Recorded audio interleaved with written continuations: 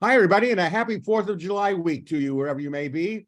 My name is Greg Katz, and welcome to Tuesday's edition of WeAreSC.com's Inside the Trojans Huddle, where we tell it like it is. Friends, Inside the Trojans Huddle is a game-like panel discussion that is posted on Tuesdays in the off-season and twice during the regular season. The huddle features WeAreSC columnists, staff writers, and historians. We first start off with the pregame show, where we introduce our panel members for this edition of Inside the Trojans Huddle. And then we give you the latest USC Trojans football news. Let's meet Tuesday's panelists.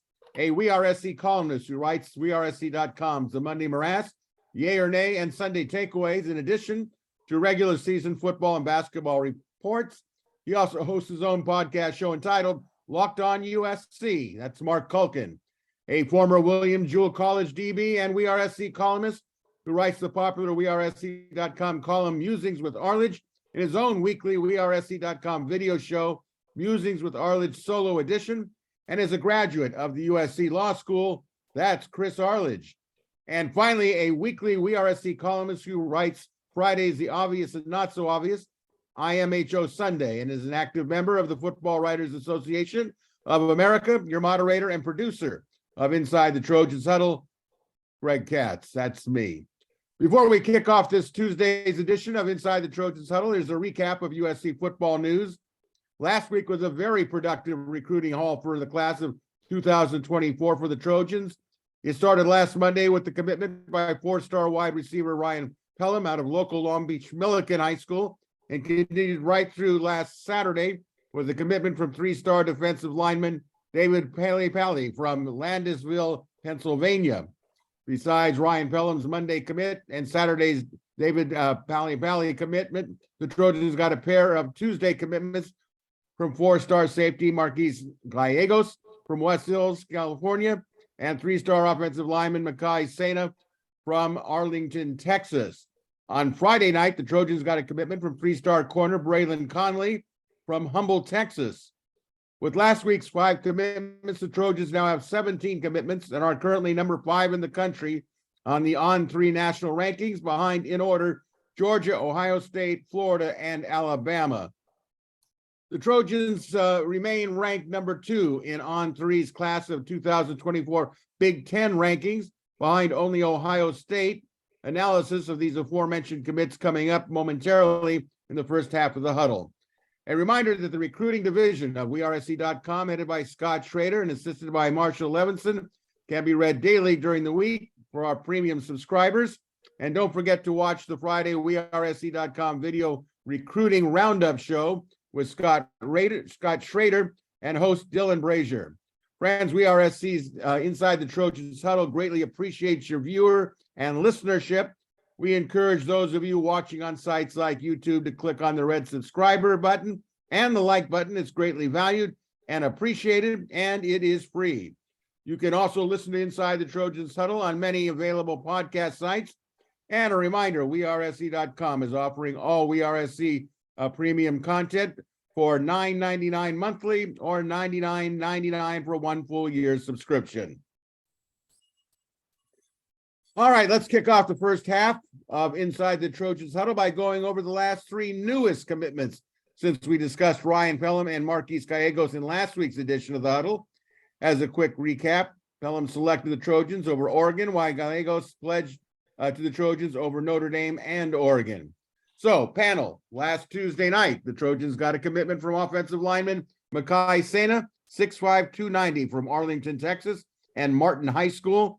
Sena was also strongly pursued by Texas and Texas A&M. Your thoughts and analysis on Sena, our leadoff panelist, as always. Marc Kulkin, what'd you think?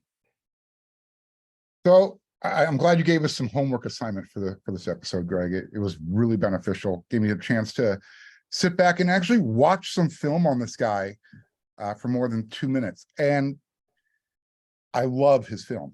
He's a bully. If you're old enough, you remember the TV show Different Strokes. He's the gooch. He's the guy who is going to just make your life miserable. So what I got to see from him, he's a mauler. He loves to finish off his opponents. I mean, it's almost like if his opponent isn't on his back, it's he lost the repetition, I think, in his own mind. Great.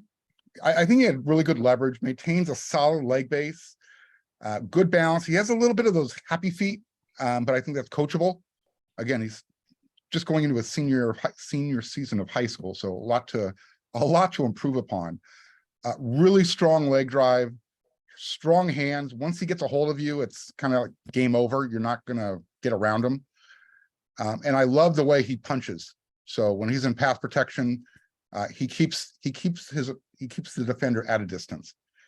And again, I think USC got a really good, versatile guy who plays tackle in high school, but if they're projecting him to play interior, you got to love that versatility. Chris, your thoughts on Mekhi Sena? Yeah, I have a lot of the same thoughts as Mark. Sometimes we talk about these guys, and you watch the film, and you wonder what the level of competition is they're playing against. I can assure you, this kid's playing against good football players. I don't think there's any team, any programs in Texas as good as Mater Dei and Bosco. But if you're just talking about the overall quality of football, it's hard to get much better than the 5A and 6A levels in Texas. Every week you're playing against guys who can really play. And I'm with Mark. What you see is when he gets his hands on you, he wants to put you in the ground. He plays through the whistle. He's got a mean streak to him. He's a tackle in high school. I don't think he's a tackle at this level. I know there's been some talk with the USC coaches and him about where they project, and maybe they're going to play him at tackle. This kid's a guard, and he's going to be a darn good one. I don't think he has the athleticism to play outside, but I think he has the body, the strength, and the right mindset to really be an effective guard. So I think it's a great pickup. And I know, look, I know every time we get a commitment, everybody is interested in how many stars a guy has. We're going to say this with all of these guys today, but these guys are being pursued by exactly the programs you would want them to be pursued by. Yep. You mentioned Texas and Texas A&M, both of which obviously were recruited at a very high level. But he also had offers from Georgia. I hear they're okay. Michigan, they know something about offensive linemen. Oregon does pretty well in the offensive lineman camp. Penn State, LSU, Miami, Utah, they seem to do a pretty good job at projecting offensive linemen. I mean, the schools that are after this guy are schools that understand offensive line play and get a lot of good ones. This guy's a good pickup. I'm excited about it. Yeah, I have to say a couple of comments here. The 3-star ranking of this guy is absolutely ridiculous. And that's why when I see things, or hear things about he's a this star, he's a that star, I always go back to my original personal feeling is I need to see this person before I would say that's a 3-star. This guy's a 4-star. And I think if he goes to any all-star games and he's involved in it, I can almost guarantee you he's a 4-star. Echoing what Chris and Mark said, you just have to look at who's recruiting him. They're all not dummies. It's not like we're going to sneak one out of Arlington, Texas that nobody knows about. They all knew about him.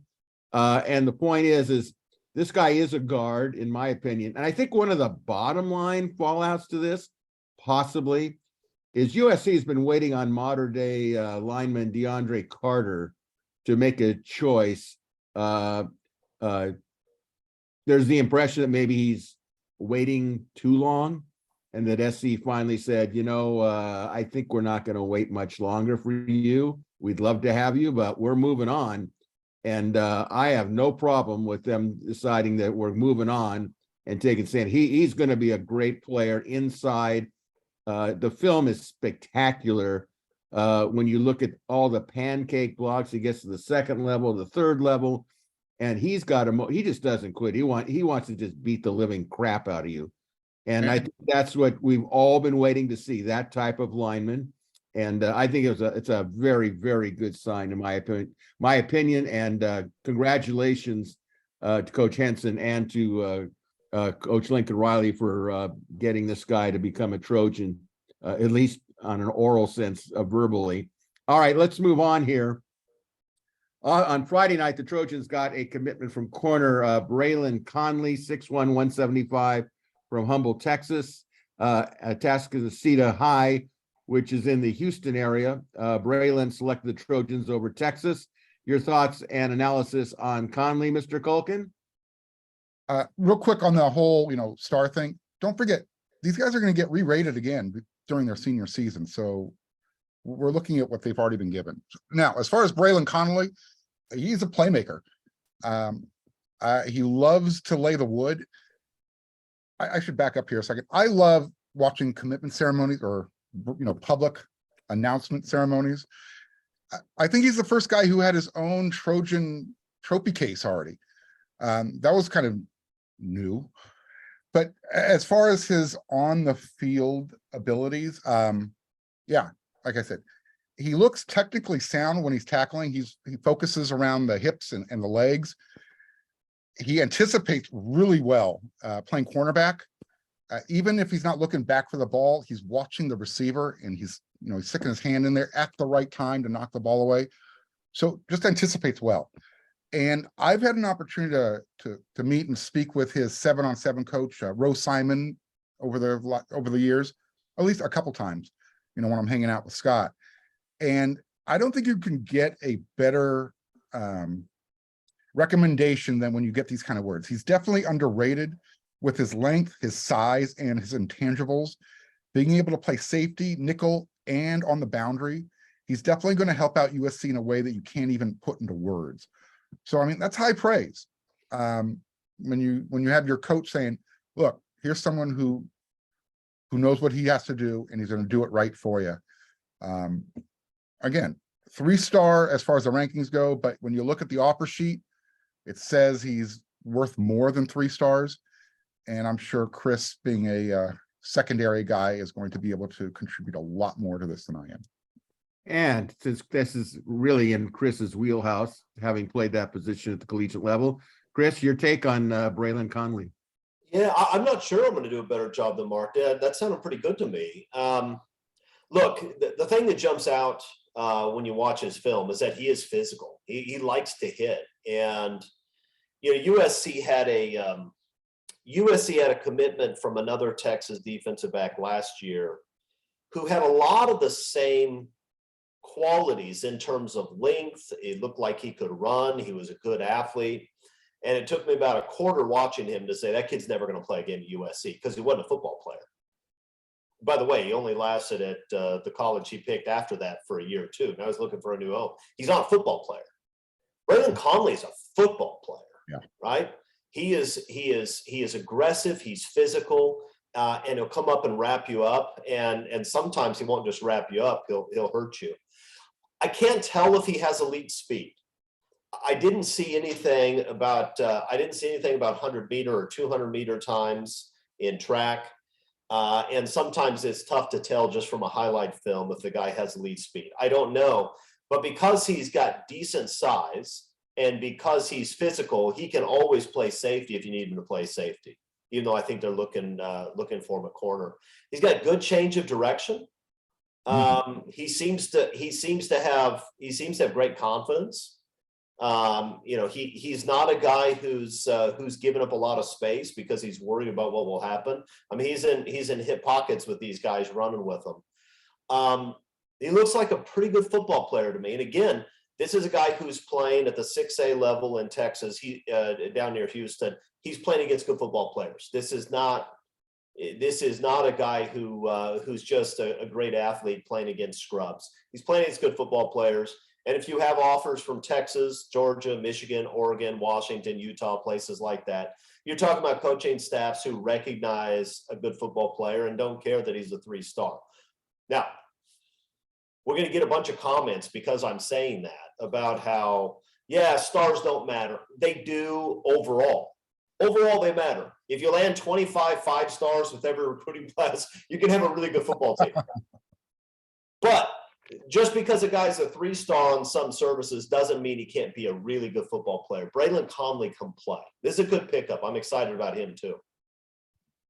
Well, that's a good endorsement. I like Conley. I think his upside is really good. I don't think he has elite speed, but if you can identify a play in a hurry and make quick decisions based on that early analysis of the play developing, you can make up for speed. And all the stuff that I've looked at and what I've read in interviews that I've listened to, there isn't anybody who hasn't said a negative thing about him. They all say he's good. And I think going back to, I think we all agree on this, just look who's recruiting him. I don't know who's watching him to rate him a 3-star, but I just look at who's recruiting him. And if Texas is recruiting him to start with, that's the, regardless of what you think the results of Texas has been recently, that is the flagship program that people look at in Texas to see if they're recruiting him. All right, let's move on to Saturday to complete a very productive week. This was really interesting to me.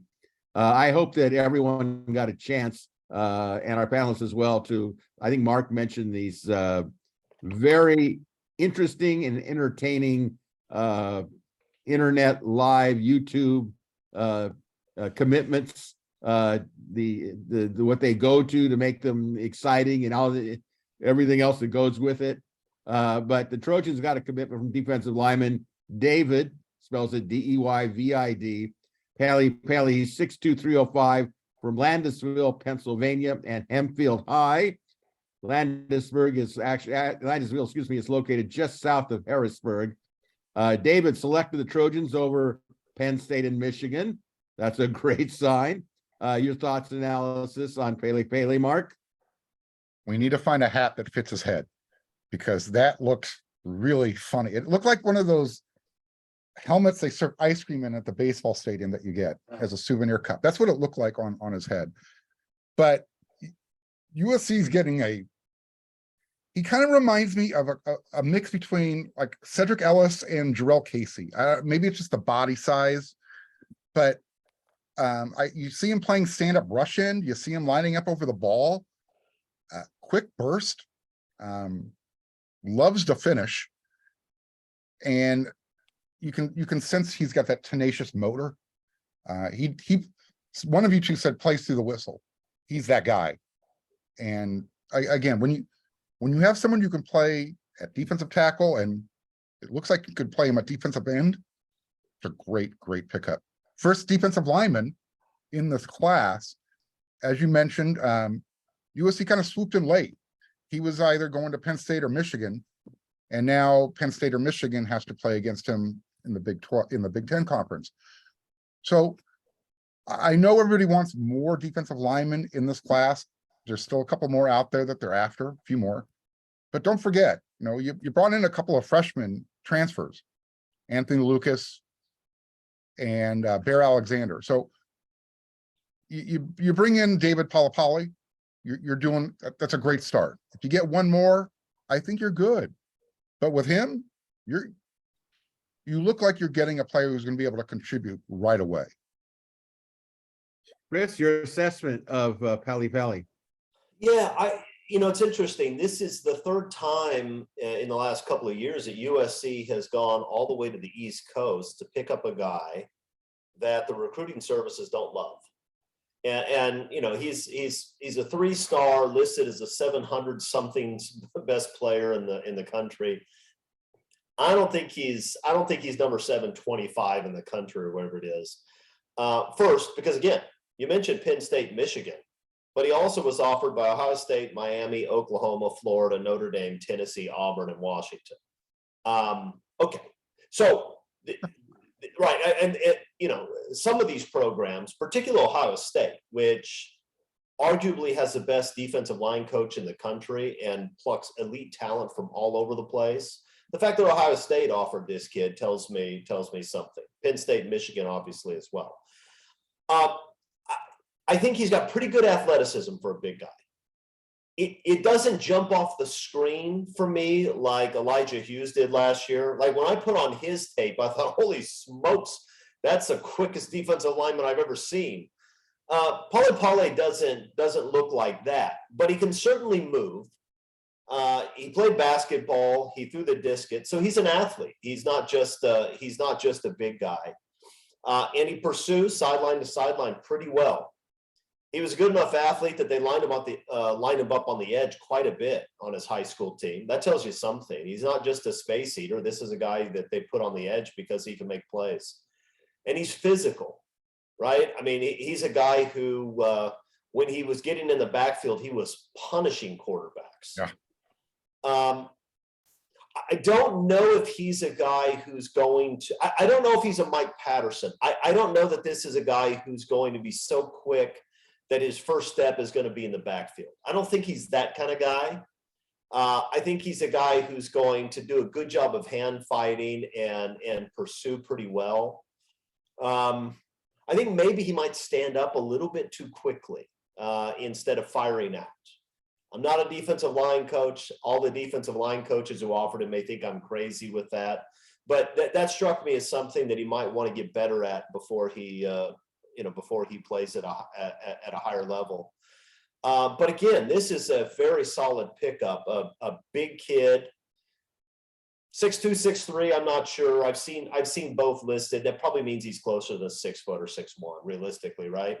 Which probably explains why he's a 3-star, because he's probably walking around at 6 feet tall. And obviously we know that a 6 foot tall interior defensive lineman can never be any good, right? I mean, you know, And from Alaska. yeah, I mean, yeah, you know, I mean, probably 2 or 3 of the best of all time when it comes to interior defensive linemen in the NFL were about that size, including Donald now. But that's probably why he's a little bit undervalued. But I think that doesn't concern me at all. He's a good physical player who all of the big schools wanted. That's a pretty good sign. I'm glad to have him.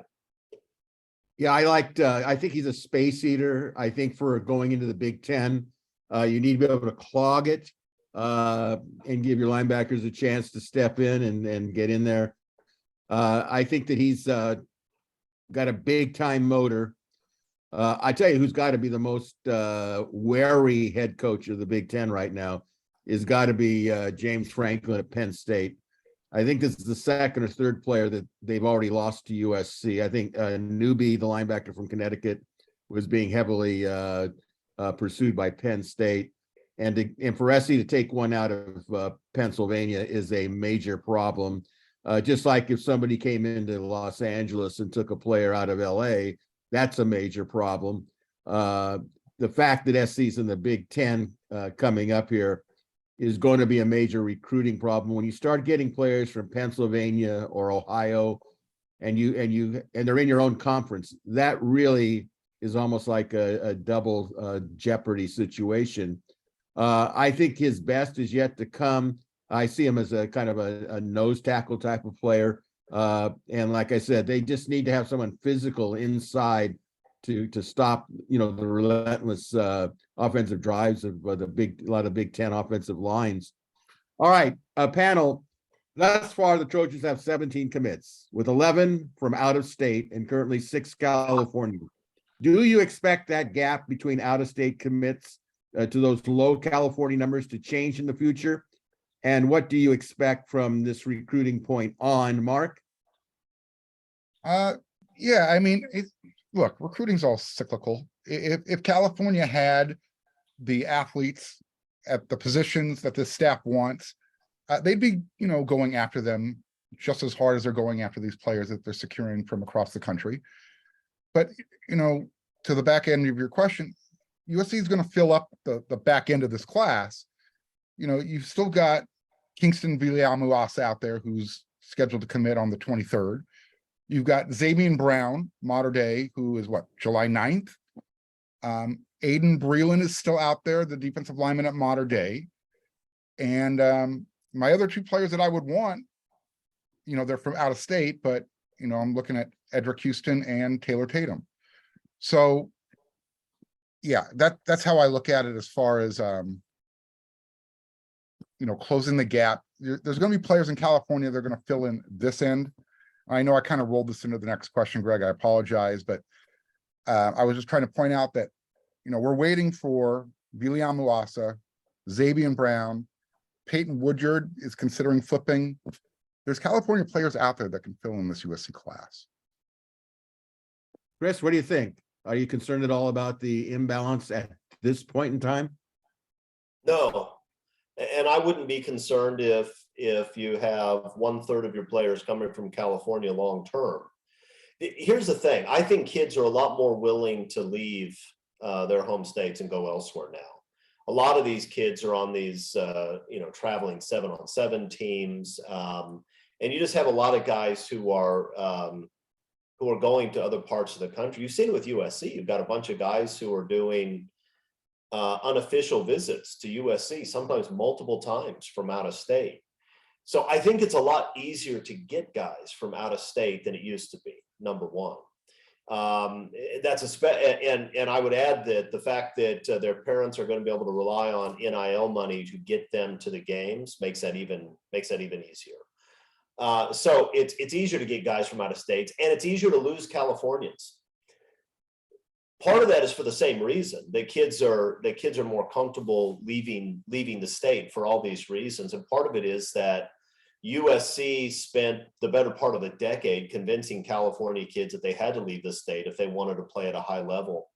And so at this point, telling Lincoln Riley, you have to build a fence around California, which I'm sure he wants to do.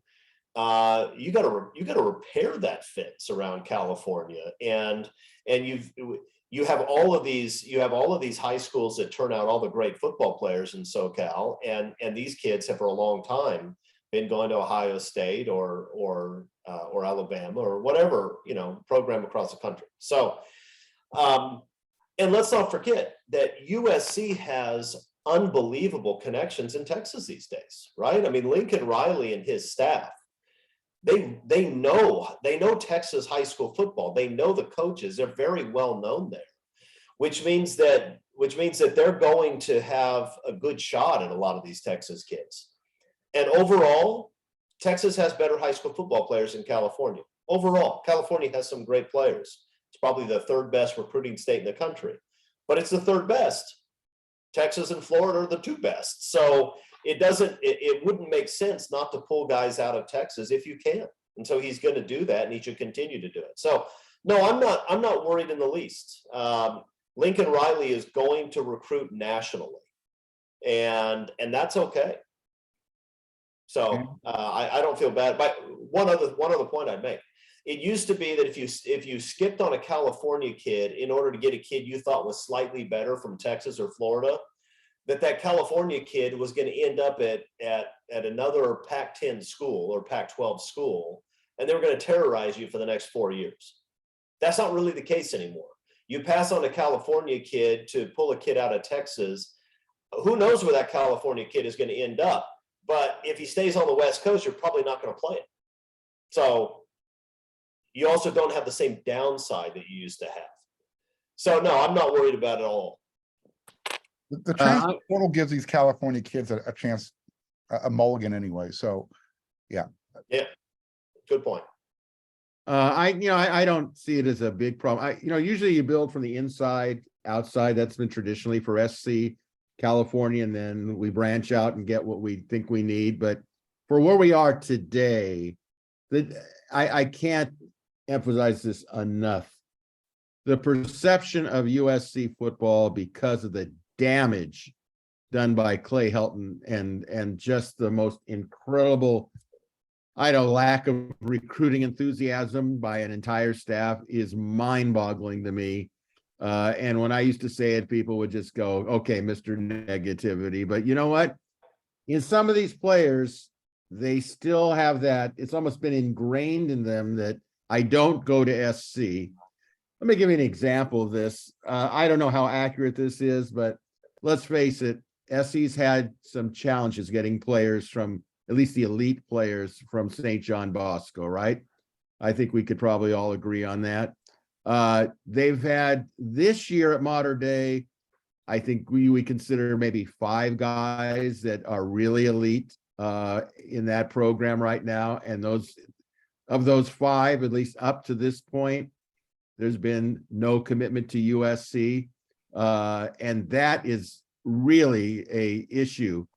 Now that's going to change because you have a new sheriff in town, relatively new, in Lincoln Riley, and they have to continue to win big. Hopefully this is the big year. so that the mindset of players coming up are focused on USC and then somebody else, as opposed to somebody else, then maybe USC. Like I said, the damage that was done through Helton is just, it's inexcusable. It didn't have to get this way, but it is this way. We You know may be what, seeing Greg? it.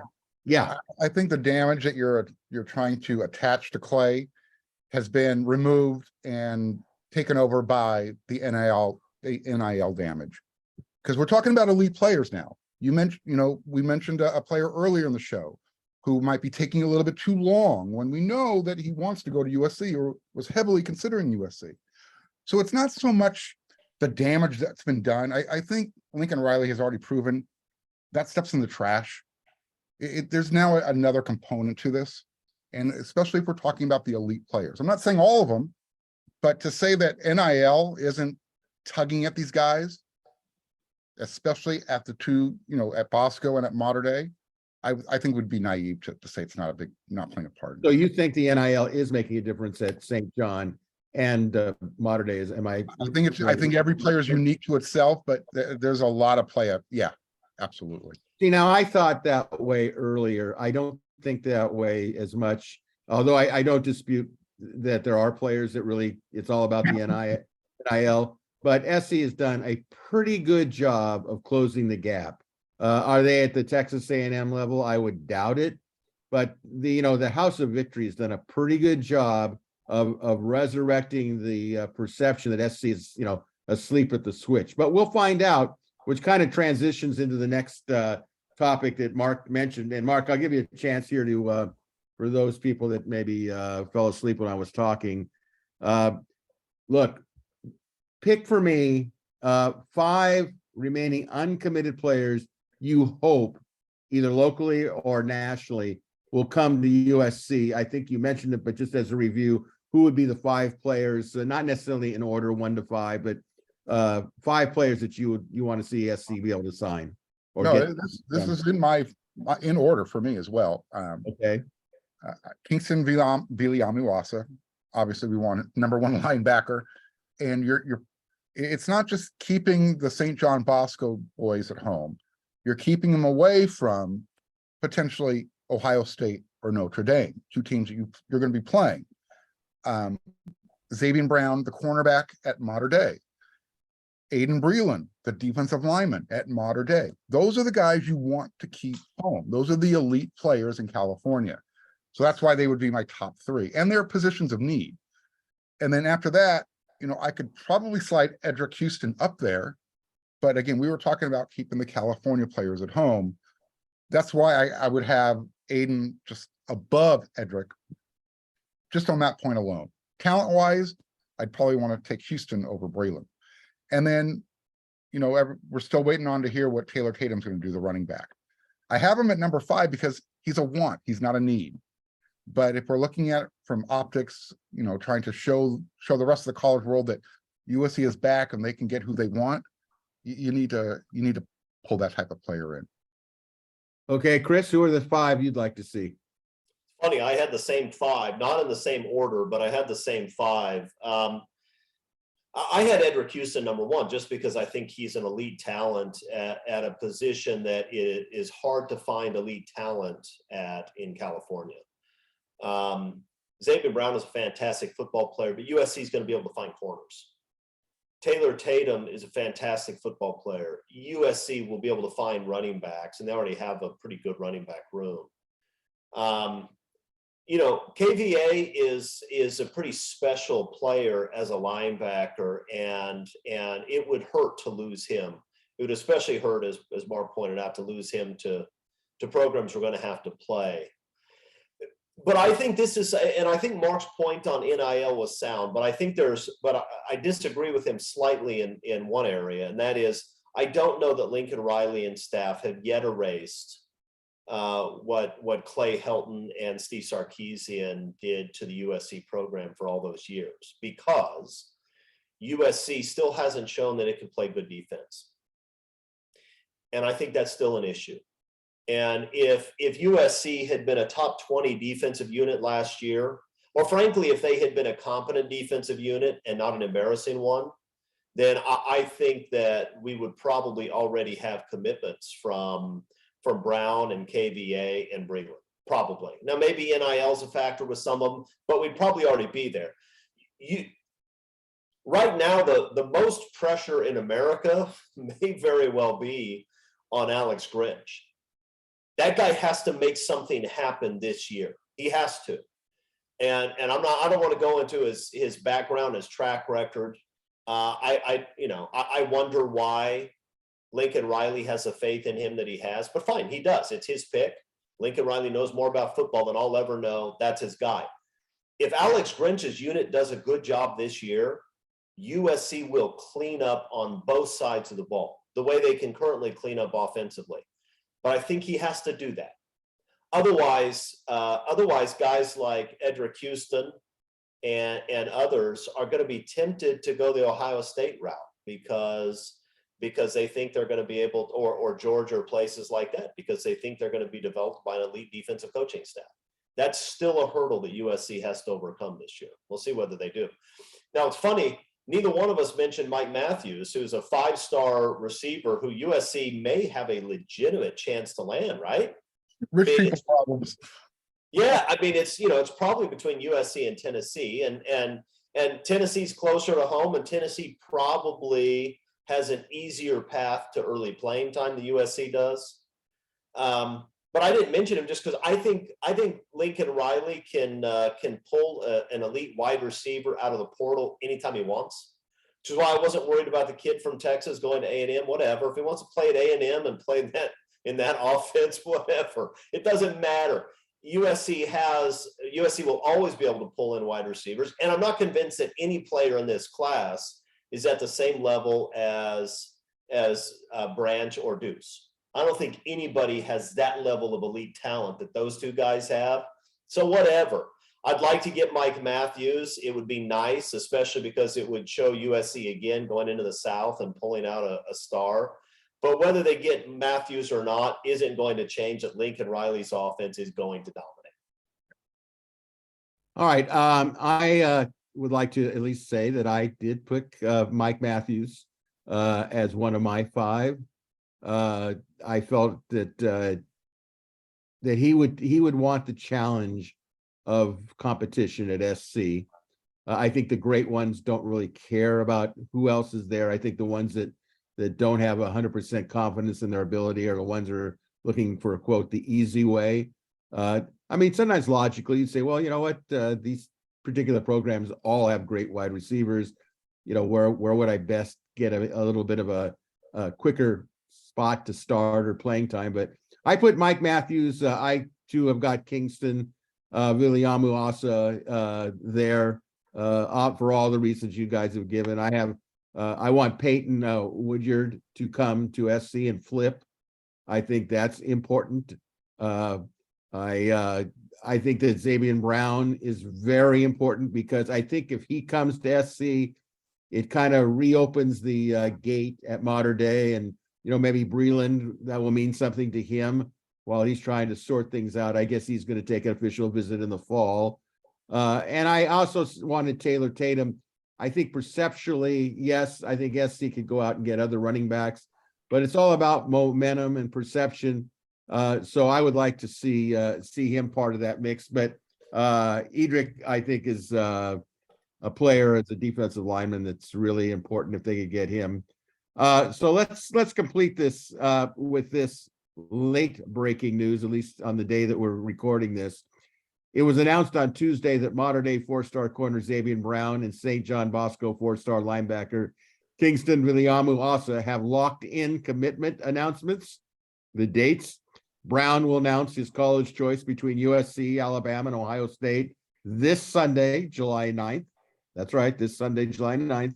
And Viliamu Asa will make his commitment day on Sunday, July 23rd, and will choose from USC, Ohio State, and Notre Dame. Okay, guys, where we are today, give me predictions for both Brown and Viliamu Asa. Where do you think they're going to go? Mark, what's your gut feeling right now? So with Zabian, it's coming down between USC and Alabama. So that's who you want to be competing for in the end with, right? I mean, that's what USC should be competing against Alabama, Georgia, Clemson, Ohio State for a commitment. Well, you're in the final two. If you're Zabian Brown, do you want to be the one guy from Southern California that doesn't come in with this class? I mean, we're talking about Dakota Fields, Marcellus Williams, Marquise Gallegos. Do you want to be that guy who was part of the Long Beach Poly 5 that went to UCLA? I mean, that's how I kind of look at it if we're making comparison. So I don't think he wants to be that guy. I haven't heard anything different. I'm saying he's going to choose SC on Sunday. And then I think SC, the coaching staff, House of Victory, everybody that could be involved, Troy Polamalu, they did their job with Kingston. And if USC doesn't get him, it just wasn't meant to be. I don't think you could ask USC to do anything more than what they've done.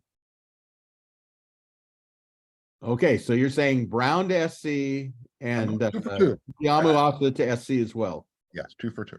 Okay. Mr. Arledge, your predictions. I'm going to say the same thing. And I think it's clear from Brown's comments that he thinks that USC is in fact a place that will develop him the way he wants to be developed. He believes in Dante. His comments on Ohio State, where he essentially says, I don't see how Ohio State is a better program than USC. Why would I go all the way out to Ohio State? Yep. Now, Ohio State may be until very recently, Ohio State may be the best program at developing defensive backs in the country for a long time. I mean, they've been churning out top-notch secondary guys for years. So that's a pretty big statement. That tells me that he believes in what's going on at USC. And if you believe in what's going on at USC, there's no reason not to stay and be a part of something special. Obviously, with Nick Saban, you're talking about the guy who's probably the best defensive back coach and recruiter in the country for a head coach. If he picks Alabama, it's not like I'll be upset and think that's an outrageous decision. I mean, if you're a defensive back and you pick Alabama, I get it. But I think he's probably going to pick USC. USC has cleared the bar in terms of whether it's a destination where elite defensive backs can go in his mind. And he thinks that USC is going to do special things. It gives him an opportunity to do something really cool and do it in front of his family and all his friends. So I think he probably picks him. I think the same thing is true about Kingston. Here's the thing with him, though. Whereas Dante has convinced a lot of these guys that he is an elite secondary coach that can make a difference, and what he did last year, taking a guy who is probably going to be an undrafted free agent, moving him into the third round, has really helped that argument. I don't know if USC has made that same. I don't know if they've made as persuasive a pitch when it comes to linebackers, and that's no knock on the defensive coaching staff, because I think the linebacker coach is a good one. But here's the thing: Kingston is a kid who really appears to care, one, about academics, two, about living in Southern California when he's done, and three, having being a successful real estate guy and entrepreneur in Southern California. Ohio State doesn't make a damn bit of sense if that's what you want. It just doesn't. I can understand choosing Ohio State from a football perspective, and I'm sure you get a great education there. But the connections he would make at USC for what he wants to do, it just doesn't make any sense. He didn't commit to Ohio State when he was there. He didn't commit to Notre Dame when he was there.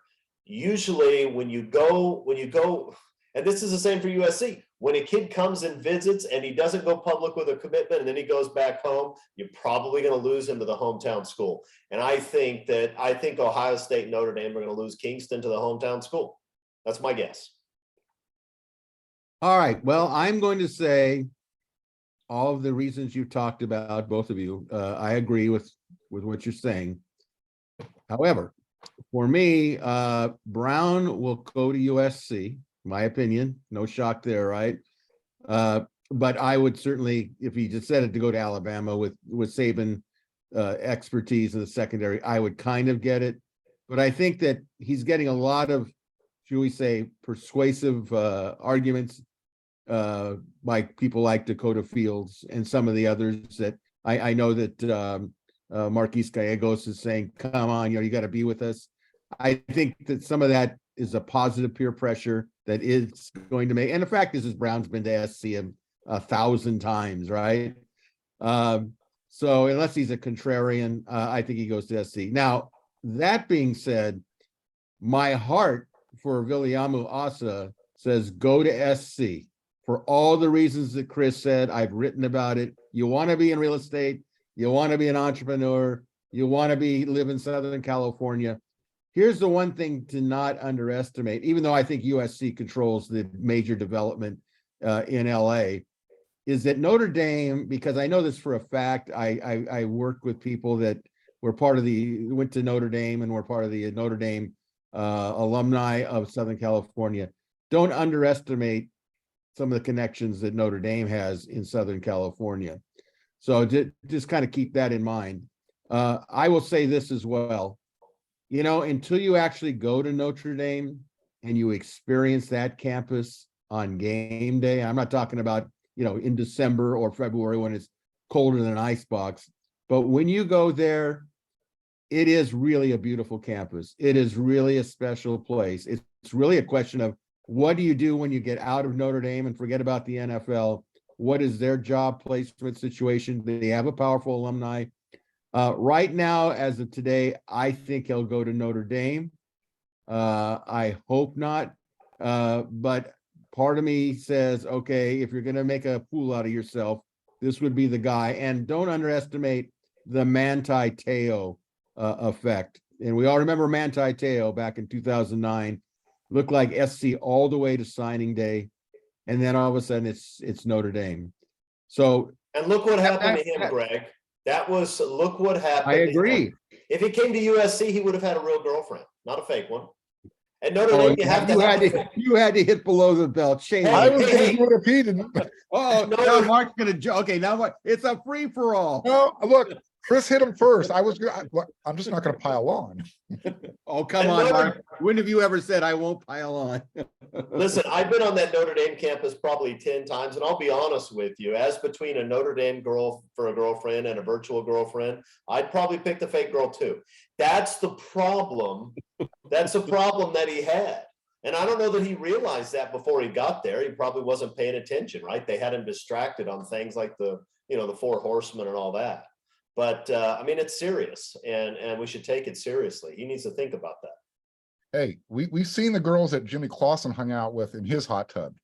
You're right on point there, Chris. Well, we have sunk to this level thanks to the Fighting Irish of Notre Dame. Anyway, my heart, I will just say this, right? My heart is that I hope he comes to SC 100%. I'm just not 100% sure that's going to happen, but I'll be the first one to stand up and say, I am so glad that I am wrong on this one, and I may very well be wrong. So with that, let's get to halftime, some quick hitters on Big Ten programs and how our first perceptions of them. We went through 3 of them last week, Ohio State, Michigan, and Penn State. So let's hit on a few others. What comes to mind, panel, and we're going to go me, then Mark and Chris. When you think of Wisconsin football, what do you think of? For me, it's my first Rose Bowl in 1963 when I was 12 or 13 years old, watching that incredible game between the Badgers and the Trojans, and Pete Beathard and Ron Vanderkellen and et cetera, et cetera. And when I think of Wisconsin, I think a big, strong offensive lineman and really physical, powerful running backs, the running game. I think of Barry Alvarez and what they've done there. So they've kind of got the identity for me. And of course, Camp Randall Field. I just can't wait to go to a game at Camp Randall. It's just a incredible place to watch a game. So that's my view on Wisconsin. Mark, what do you think about when you think of Wisconsin football? Well, when I think of Wisconsin in the Rose Bowl, I think of them dominating the Rose Bowl when they're playing UCLA. sea of red. You have So- you have a really good memory. You can remember when UCLA played in Rose Bowls. Yeah, it's been that long ago. You're Yeah. thinking, it's the short-term memory that I'm having issues with right now. Chris, excuse me, Greg, you talked about, I will probably, in fact, not probably, I am going to leave the press box when USC takes their first trip to Madison, because I want to be outside when they do the jump around. I want to feel that energy, and I don't want glass between me when it happens. And like you you think of Wisconsin, they run the ball, they run the ball, they run the ball. And it's cold. And that's why they run the ball over and over and over again. And then they'll beat you over the top with a little play action. It's old school college football, white uniforms, and tradition. USC moving into the big conference is just going to generate so much enthusiasm, bring back so many fans, and hopefully get the new fans to really appreciate the difference between what they've been accustomed to in the Pac-12 and what they're about to become a part of. Amen to that, brother. All right, Chris, what do you think about when you think of Badger football? Yeah, I think about old school Big Ten football, right? Wisconsin plays the way Ohio State and Michigan used to play. And Ohio State and Michigan still run the ball, of course, but Ohio State runs a spread offense. They throw the ball all around the yard.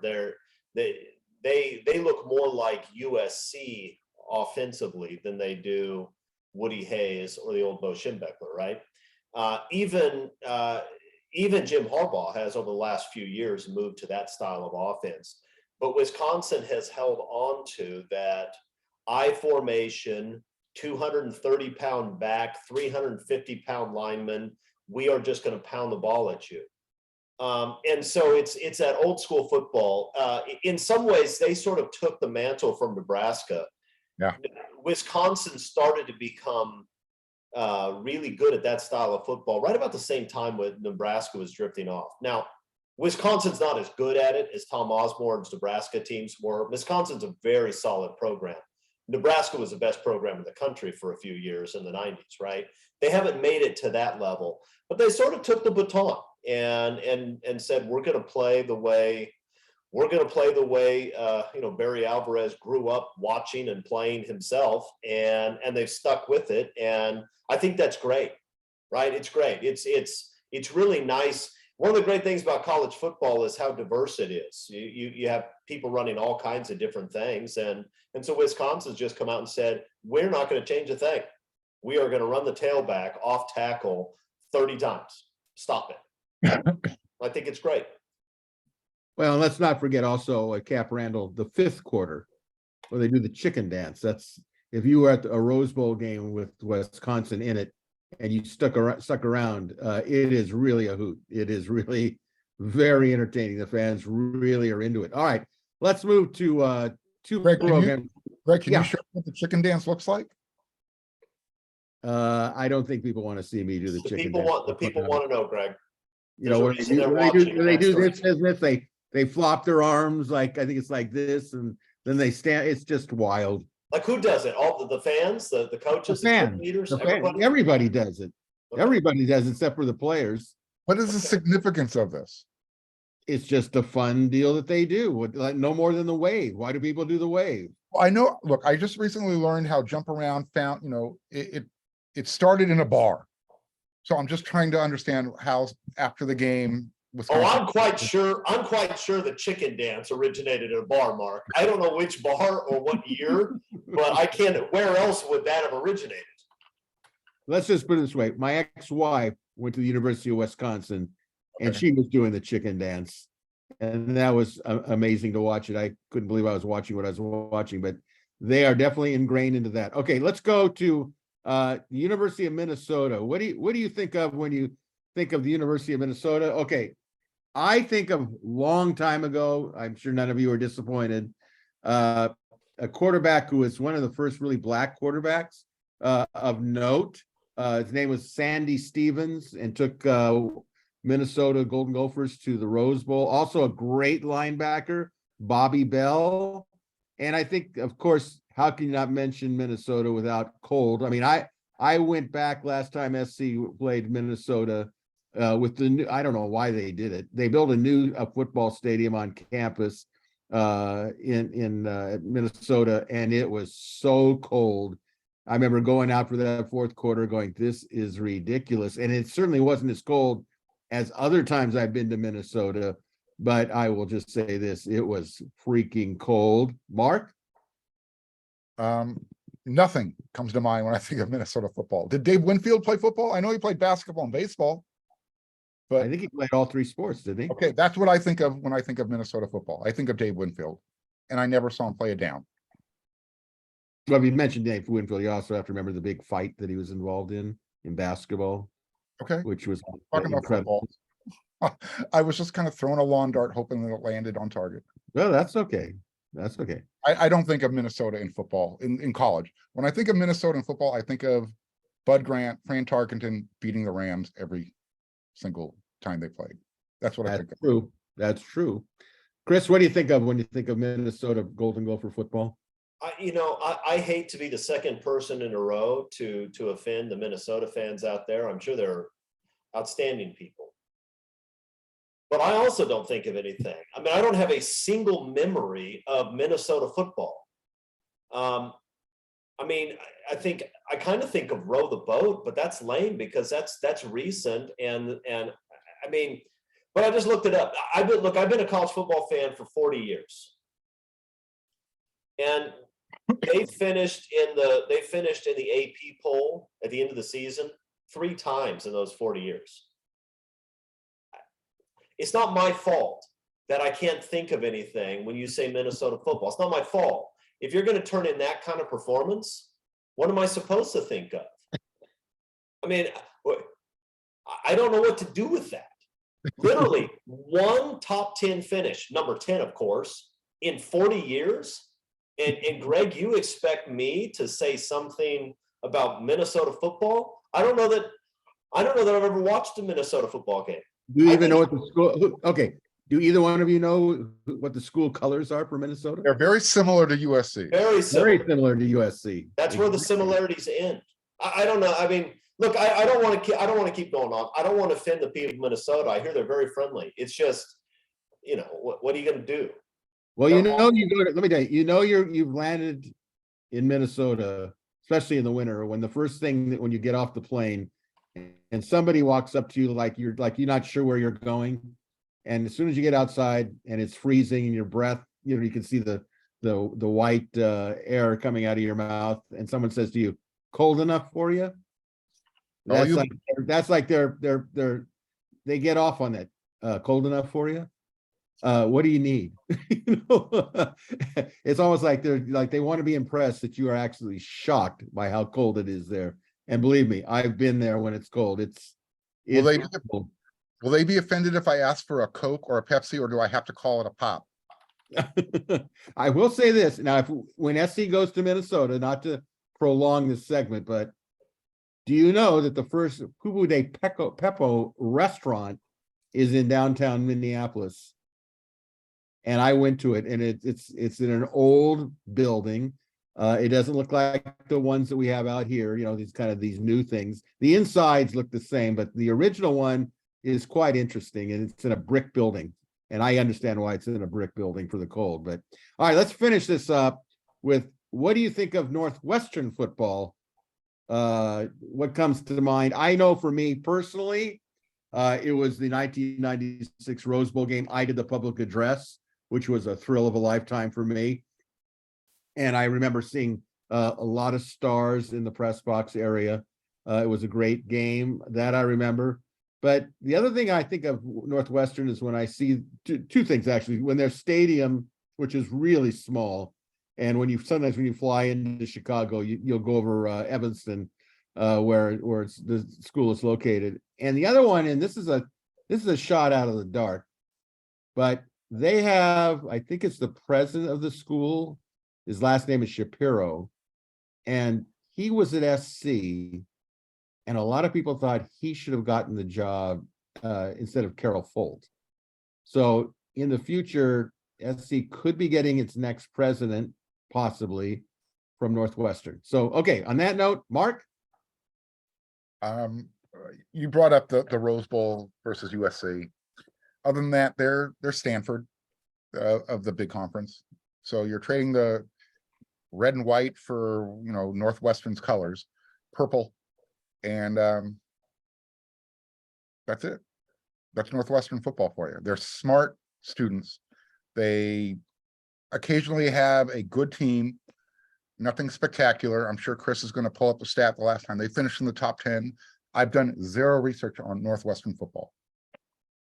Eric McKinney would probably be best suited for this segment. Oh, yeah, Eric. Oh, we miss Eric. But he chose to be somewhere else. So. He didn't want to talk about He Northwestern. knew it was coming today. He That's knew it was why. coming. There you go. Shame on him. Shame on him. Chris, Northwestern football, what comes to mind? So obviously that 1996 Rose Bowl is the first thing that comes to my mind as well. And what I think about that Northwestern secondary having no answer at all to Keyshawn, right? I mean, he just did whatever he wanted all day. Mark mentioned their Stanford. I think that's not quite right. I think Northwestern is more like Vanderbilt. Okay. A very, very good academic institution. I'm not sure they're at Stanford's level, but and they're in a football mad conference where they don't win a lot. That may be a little bit unfair to Northwestern because Northwestern does sometimes have a good team. Now, if you type in Northwestern football into Google, at least when I did, the first thing that comes up when they have the people also ask questions. The first question that comes up is, has Northwestern football ever been good? That's the question. And then there's a paragraph answer where you open that up that seems to suggest the answer is no. It doesn't just say no. I mean, they probably could have been more succinct, but they didn't. But here's the thing, and I'm sorry, Minnesota people, but if you look it up, in the 40 years I've been watching college football, Northwestern has finished in the final AP poll 7 times ranked. 7. That shows that's not bad. I looked at that and I thought, good for you, Northwestern. And I also thought, what in the world is wrong with you, Minnesota? 3? Less than half as many as Northwestern? That's brutal. You're piling on. Look, I think of Pat Fitzgerald, who is a great linebacker, and I think is a really good football coach who's coaching at a place where you can't win consistently. But I think he coaches the right way. I like the guy. So I like Northwestern. I feel good about Northwestern. I'm not the least bit worried about playing against Northwestern over the coming few years because they're not going to have the athletes to beat USC. But I root for them against almost everybody else in the Big Ten. And you'd be surprised how many sports people come out of Northwestern's journalism school. A lot of famous people. In fact, one of them was Brent Musburger. He's out of Northwestern, and there's a couple others that don't come to mind, but he's the first one I thought of. So, all right, let's kick off the second half. Panel, these are kind of easy questions here. Hopefully they are. Keeping the 4th of July fireworks theme for the second half. When you think of the 4th of July, you think of fireworks and explosions. Name for me the 2 most explosive offensive players you witnessed since you've been following USC football. Chris, who are the 2 most explosive fireworks type of players that you've seen at USC? All right, so the first one's pretty easy. I'm going to go with Reggie Bush. Sort of the definition of explosive. The second one is I'm going to go with Marquise Lee. Now, I don't think he's the best receiver USC has had. I would take Mike Williams over Marquise Lee, maybe Keyshawn too. I don't know, but Marquise was a great one. But he was an explosive one. Marquise was a guy who would make big plays, and that year that he won the Blitnikoff Award, I mean, he had some games that were just mind-boggling good. I'm thinking of that game at Arizona where he had somewhere between 350 and 8,000 yards in that game. So I'm going to go with Marquise in an upset to fill the second spot. Ah, the old upset. Mark, what about you? Well, it's Reggie Bush at 1A, period. If you're picking another offensive player, like where do you start and where do you finish? But I'm not going to take the upset. I'm going with Mike Williams. because of how dominant he was. It didn't matter if you put two guys on, he was going to snatch the catch out of the air. He was going to make other players look bad. And when it came to Reggie Bush, I mean, you can use the Fresno State game. You could use the game against UCLA. Well, any of the games against UCLA. It's when the ball was put in his hands, it was one of those moments where you held your breath and you just waited to see, is it going to go for 5 yards, 10 yards, or a touchdown? Because those were your options. All right, well, I'm going to finish this particular question. I agree, Reggie Bush, no doubt, no brainer. But the question said that you witnessed, so I'm going back to all the games that I've watched. To me, O.J. Simpson was incredible. It was a different style of ball in those days, but anytime he got his hands on the ball, you were expecting a big touchdown run or some incredible move that he would make. Bush was quicker than O.J. Simpson, but Simpson had power that Bush didn't have. So those would be my two. Let's continue on here, panel. Now, this is more, I thought, challenging in a way. Name me your two most explosive defensive players you've witnessed since you've been following USC football. Chris, who are the two most explosive defenders you've seen? Troy Polamalu and Junior Seau. And I think they had a very similar style of play in that with both guys, you never really knew if you're an offensive coordinator, you never really knew where they were going to be. They sort of operated outside of the system a little bit and would react and had incredible instincts, incredible athleticism, and a willingness to try unconventional things. And so they would blow up a play and you'd ask yourself, why is he even there? I don't understand why he's there. And I don't think USC's coaches often knew why they were there either. They just were. They just decided to inject themselves in a place nobody expected them to be and just blow everything up. So those two, they may be the two best defensive players I've seen at USC also, but there was something about the way they played that it was just big play after big play. And oftentimes big plays that you didn't expect to come out the way they came out. So those are my two guys. Okay, Marc Kulkin, your two defensive explosive players. Yeah. Look, if Junior Seau isn't in your top two, we probably are going to have a difficult time being friends. So with that, pressure, you may want to revise that list. when I hear the word explosive, I think of things getting blown up. So, and he might not have been the best defensive player for USC, but Taylor Mays, I think, fits this category perfectly. First of all, you shouldn't be that big and that fast. We saw some of those maximum velocity miles per hour scores that the USC has been putting up. I would be really curious to know what Taylor Mays' maximum velocity is, because he would not be able to play in today's college game. Let's just put it that way. He was hurting people and he wasn't trying to, it just happened.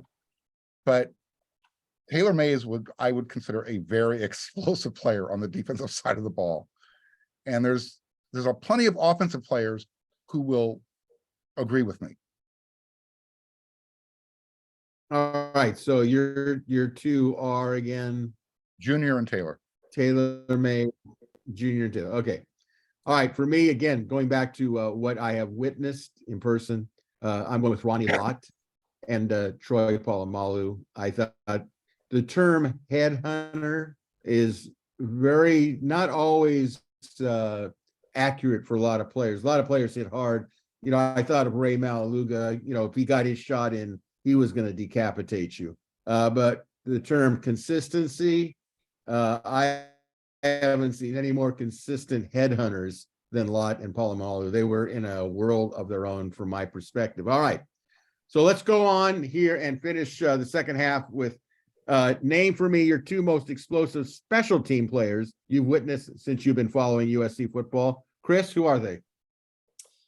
I'm going to go with Adoree Jackson, number one, who I guess could have made his way into the defensive category too. But I think special teams is probably where he belongs.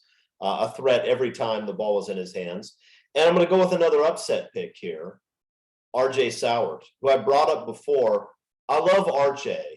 And RJ in the open field he wasn't as big as Reggie.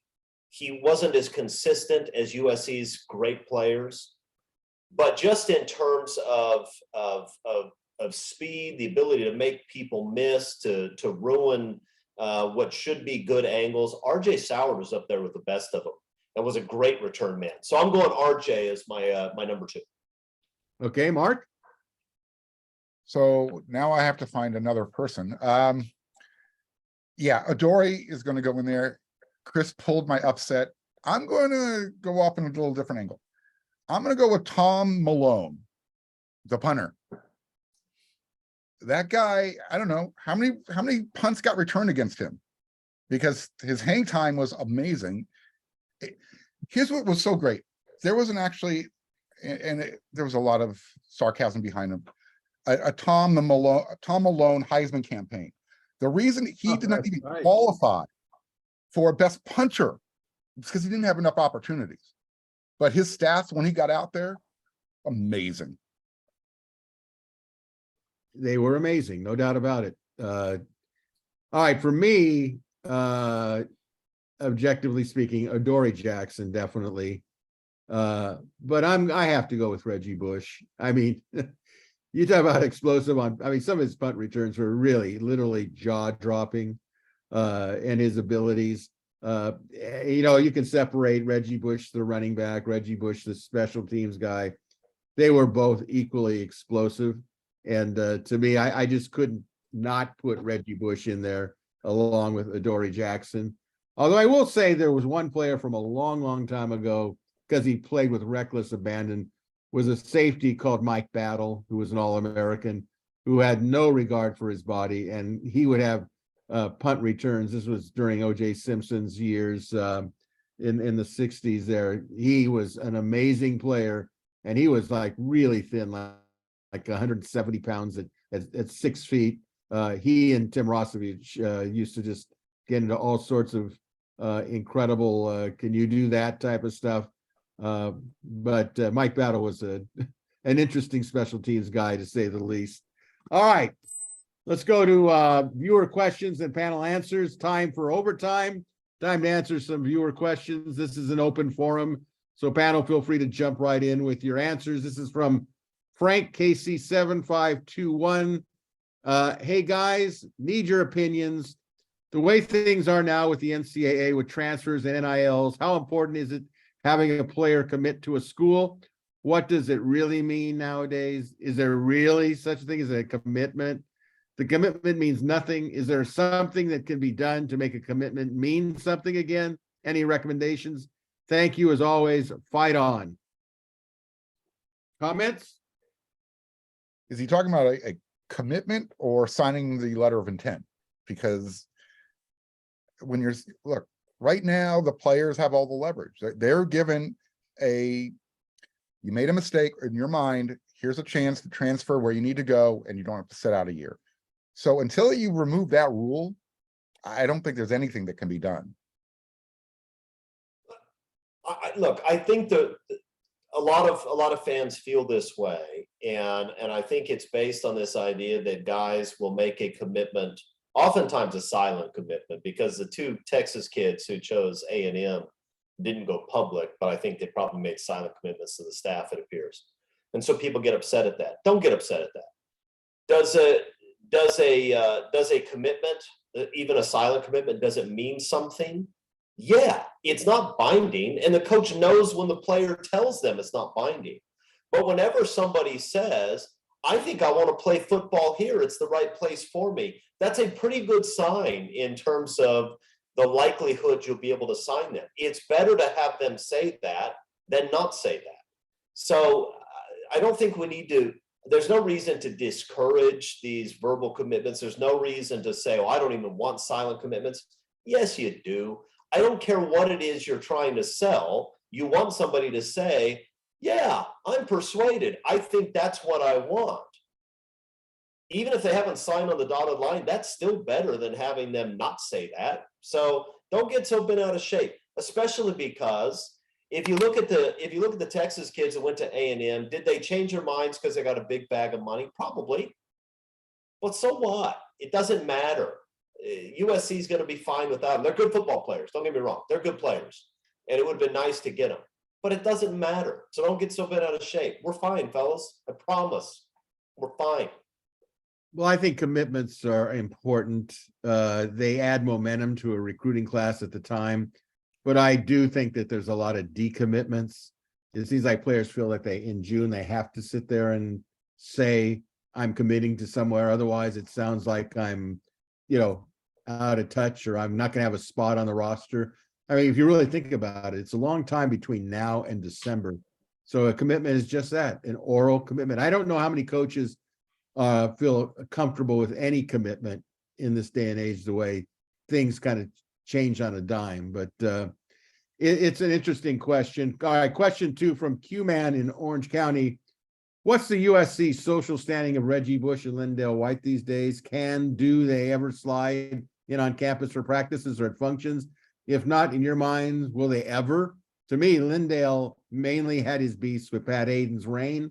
That's over with. Is he too edgy for USC football taste? I love having USC greats. No, make that players hanging around the program. Thoughts? If they're going to allow Sua Cravens to go on the radio and represent USC, I don't think they have a problem with Lindale White. Sua is not one to hold his opinion. So I've seen Lindale at USC games, at home, on the road. Yeah, and Reggie he's been on campus multiple times since, I guess, part of his probation has been stripped away, whatever you want to call it. Yeah, I have no question where Reggie Bush or Lindale White's heart is. I think they really are Trojans. You can say whatever you want about him, and I certainly have commented on Bush, but I have no doubt that Reggie Bush loves USC and wants to be part of USC. And Lindale White, is outspoken as he is, and is a little bit has, kind of walks to a different beat. He loves SC. He is outspoken. I've heard some of the things on a podcast he said. And quite frankly, if you don't really get too bent on how he says it, if you listen to the message, I can agree with a lot of what he says. My feeling is I think it's really, really important. And this I don't quite understand this. Pete Carroll came back and he was bringing in all of the former great players, and they wanted to be there in practice. They wanted to feel a part of it. Marcus Allen, all of them. And then all of a sudden it started going downhill, and then into the Clay Helton era, where there was that perception or reality that players were not welcome back, which is the stupidest thing you could ever do. I know when I coach high school football, the best way of finding out what players really thought of you is how many came back to just watch a practice when they were adults, or to bring their own children to come and say, hey, coach me. That's how you know. So the more players that can come back, it's all important. I mean, when you saw what the House of Victory did, really smart, had that reunion of quarterbacks coming back, and now they did some lineman work and trying to get linemen back. It all matters, especially at USC, which is so tight historically with their former players. So I'm all for that taking place. Chris, any thoughts on that? No, look, I think it's a good thing to have the old time greats. I think it helps the current players. I think it helps with recruiting. The fans love to see it, and it's good for those guys. And there aren't, putting aside the NCAA probation thing, which we've beat to death on this show over the years. It's hard to think of a pair who's done more for USC on the field than those two.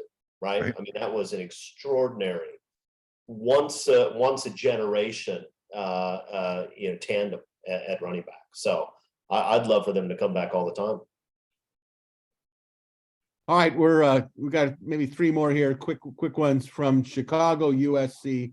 Dear esteemed panel, fact or fiction, USC special teams play will be significantly better this season. I'll say it'll be significantly better in 2 words.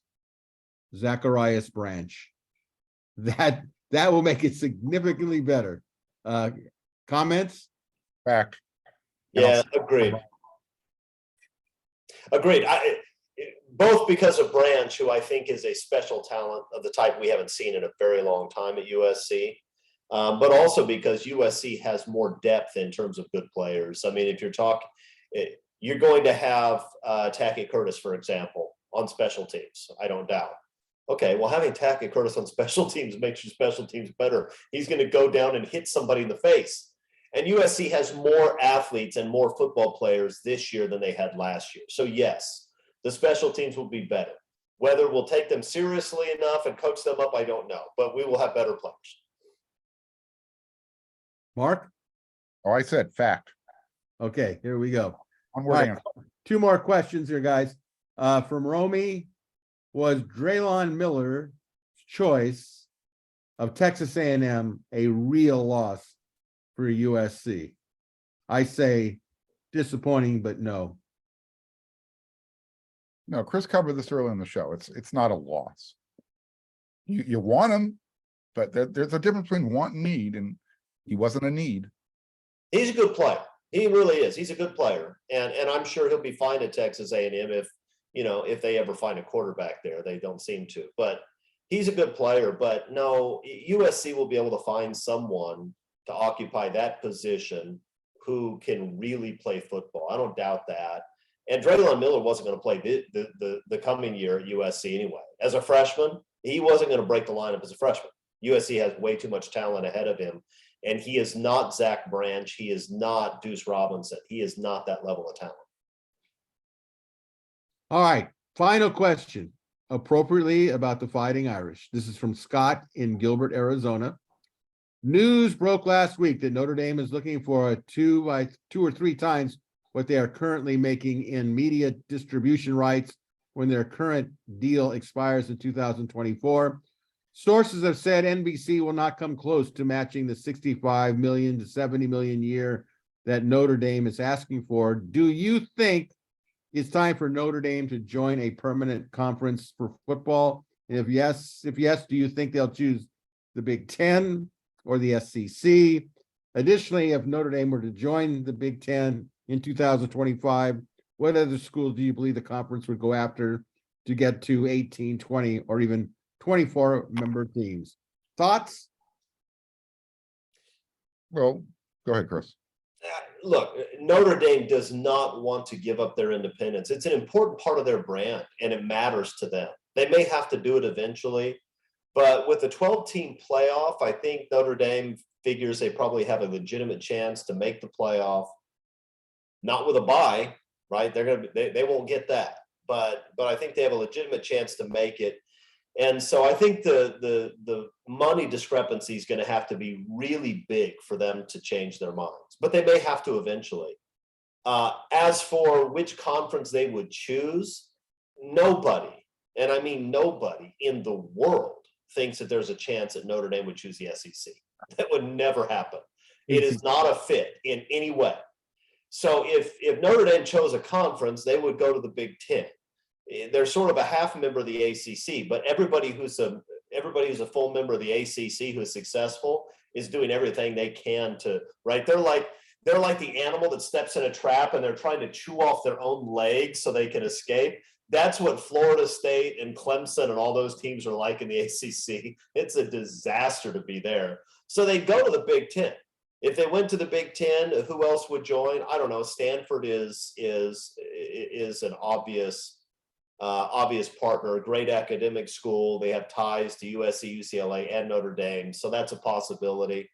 Or maybe one of the ACCs, maybe the ACC schools, maybe you pull in a North Carolina or somebody like that. But I don't think the Big Ten would be as worried about that. They would figure out whether they need to bring in another program, and they would take Notre Dame immediately, and then they would figure everything else after that. Mark, did you want to add something on this? No, Chris covered it. SEC is not even in the Notre Dame formula. It would definitely be the big conference. They're already half members in the ACC when it comes to basketball. So, yeah. You're looking at, if you're going to bring in schools to keep the numbers even, you're looking at Stanford that Chris mentioned, Virginia, North Carolina, they would be a good fit as well if you're looking at it from that academic angle. But other than that, no, Notre Dame and the SEC, it's like serving bacon at a kosher deli. You can't do it. Wow. They don't go together. They don't serve bacon at a deli, kosher deli? Sure. No, they wouldn't, would they, at a kosher deli? All right, I'll say this. Notre Dame going to the SEC is like, SEC is like the Antichrist for Notre Dame. It's never going to happen. Notre Dame would fit into the Big Ten. It all gets down to money, how much money. Remember, Notre Dame's got a new athletic director, which could, be a change the way they're looking at it. I could see Stanford coming into the Big Ten because they would be like the equivalent to a Northwestern. So they'd get that in there. Plus, most of these schools would like to get a foothold in Northern California, in that area. I can guarantee the one team that I don't think will be coming in will be Oregon. SC does not want Oregon. UCLA does not want Oregon. I think the only person that wants Oregon in the Big Ten is Oregon. But who knows if Phil Knight's still around by the time that decision has to be made. So Notre Dame going into the Big Ten seems to be the most logical. To me, it's a question of not if, but when. So with that, a reminder, if you have a question for comments for our panel, go to the WeAreSC members message board and click on the thread that pertains to Inside the Trojans Huddle viewer or listener questions. That'll do it for Tuesday's edition of Inside the Trojans Huddle. So until next Tuesday, a big thank you again to our panelists, Marc Kulkin and Chris Arledge, and a special big thank you to all of you for watching or listening to Inside the Trojans Huddle. Have yourself a great 4th of July week. Till next Tuesday, this is your moderator, Greg Katz, reminding all of you to fight on, everybody.